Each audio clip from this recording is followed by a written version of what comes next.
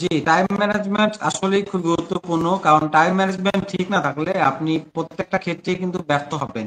প্রত্যেকটা ক্ষেত্রে আপনাকে বকা শুনতে হবে, কথা শুনতে হবে বসদের কাছ থেকে। তো টাইম ম্যানেজমেন্ট ঠিক রাখার জন্য আপনাকে আপনার খাওয়া দাওয়া ঠিক রাখতে হবে, আপনার ঘুম ঠিক রাখতে হবে, আপনার স্কেডিউল, প্রত্যেকটা কাজের স্কেডিউল করে করে আপনাকে কাজ করতে হবে, এবং টাইম টু টাইম প্রত্যেকটা কাজ করতে হবে। এরকম করা যাবে না যে আজকে এই কাজটা থাক আমি কালকে করব, এরকম করা যাবে না। আজকের কাজ আজকেই করতে হবে। এভাবে কিন্তু আপনার টাইম ম্যানেজমেন্টটা ঠিক রাখতে হবে। এবং টাইম ম্যানেজমেন্টের ভিতরে একটা খুব ভালো স্কিল আছে, যেটা মূলত আমরা সবাই জানি যে একটা মানুষ বা যে কোনো বিষয়, যে কোনো কিছুই হোক না কেন, একটানা যখন একটা জিনিস করতে থাকে, ধরেন আপনার ব্রেইন আপনি খাটাচ্ছেন, আপনি পড়াশোনা করছেন, একটানা যদি পড়তে থাকেন, আপনি 1 ঘন্টা 2 ঘন্টা পর দেখবেন আপনার অ্যাডাপ্টাবিলিটিটা কমে আসতেছে, আপনার মেমোরাইজিং পাওয়ারটা কমে আসতেছে। তারপরে আপনি ঠিকভাবে মনোযোগ দিতে পারতেছেন না পড়াশোনায়। কেন?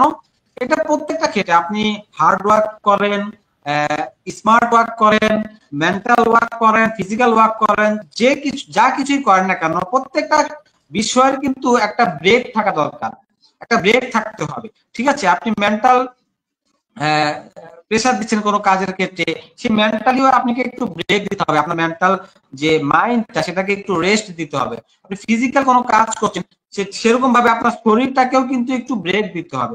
এটা আপনি কিভাবে করতে পারেন? আপনি প্রত্যেকটা ঘন্টার ভিতরে আপনি 5 থেকে 10 মিনিট পর্যন্ত একটু ব্রেক নিবেন। ধরেন আপনি 1 ঘন্টা কাজ করলেন, তারপরে 5 থেকে 10 মিনিট একটু ব্রেক নেন, একটু চা খান, একটু হেঁটে আসেন আশেপাশ থেকে। এভাবে কিন্তু কাজ করে কি হবে, আপনার যে মেন্টাল প্রেশারটা আছে, তারপরে ফিজিক্যাল যে প্রেশারটা আছে, সেটা একটু রিল্যাক্স হবে। একটু রিল্যাক্স হলে আপনি তারপরে যখন আবার কাজ শুরু করবেন, আপনি পুরো দমে কাজ করতে পারবেন। এতে কি হবে, আপনার ইফেক্টিভনেসটা বেড়ে যাবে। বাট আপনি যদি ব্রেকটা না নেন, একটা না কাজই করতে থাকেন, আপনার কাজের ইফেক্টিভনেসটা কমে যাবে। বর্তমান সময়ে অনেক লিডাররা এই জিনিসটা বুঝে না বা বুঝতে চায় না। তারা মনে করে যে কেন সে বসে আছে, কেন সে কাজ করতেছে না। তাদের কথা হলো একটানা তাদেরকে 8 ঘন্টা ডিউটি দেওয়া হয়েছে, 8 ঘন্টা একটানা কাজ করবে। এভাবে কি হয়, এভাবে কিন্তু এমপ্লয়িদেরও ক্ষতি হয়। একটা সময় পরে তারা অসুস্থ হয়ে যায়। আবার অনেক সময় দেখা যায় অসুস্থ না হলেও তারা কিন্তু ফাঁকিবাজি শুরু করে। কাজে ফাঁকে ফাঁকে নানা নানা দিকে তারা ফাঁকিবাজি দেওয়া শুরু করে, এবং কাজের একটা পর্যায়ে গিয়ে তাদের কাজটা স্লো হয়ে যায়।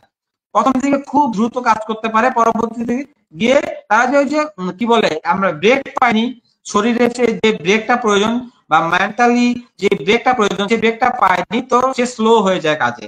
তো এই ব্রেকটা যদি থাকে তার কাজের মাঝে মাঝে, তাহলে কিন্তু সে রিফিউলিং হতে পারে, তার ব্রেইনটা সতেজ হতে পারে, তার শরীরটা সতেজ হয়ে আবার সে পুরো দমে কাজ করতে পারে। এভাবে কিন্তু কাজের ইফেক্টিভনেসটা বাড়ে।